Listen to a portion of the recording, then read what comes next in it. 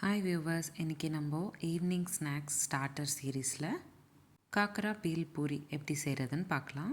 இந்த ரெசிபி செய்ய எண்ணெயே தேவைப்படாது, அதுவும் 5 நிமிஷத்தில் பண்ணி முடிச்சிடலாம்.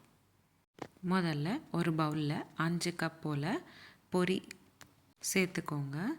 கூடவே 1/4 கப் அளவுக்கு பொடிசாக கட் பண்ணிக்கிட்ட வெங்காயம், 1/4 கப் அளவுக்கு பொடிசாக கட் பண்ணிக்கிட்ட வெள்ளரிக்காய், 1/4 கப் அளவுக்கு பொடிசாக கட் பண்ணிக்கிட்ட பர்பிள் கேபேஜ், 1/4 கப் அளவுக்கு பொடிசாக கட் பண்ணிக்கிட்ட தக்காளி. நான் இன்றைக்கி கேரட் எடுத்துக்கல, துருவின கேரட் கூட சேர்த்துக்கலாம். அடுத்து 1/4 ஸ்பூன் காரத்தூள், 1/4 ஸ்பூன் உப்பு,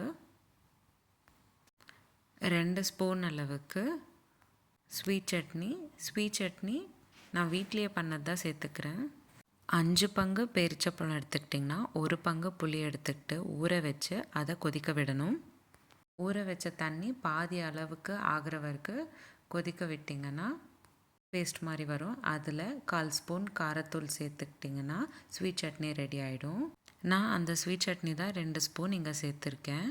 கூடவே நல்லா க்ரஷ் பண்ணிவிட்டு காக்கரா சேர்த்துக்கோங்க. உங்களுக்கு பிடிச்சமான சேவரியும் சேர்த்துக்கலாம். நான் இன்றைக்கி இங்கே ஓம்படி வறுத்து வச்சுருக்கிற வேர்க்கடலை சேர்த்துக்கிட்டேன். எல்லாத்தையும் சேர்த்து நல்லா கலந்து விட்டுக்கணும்.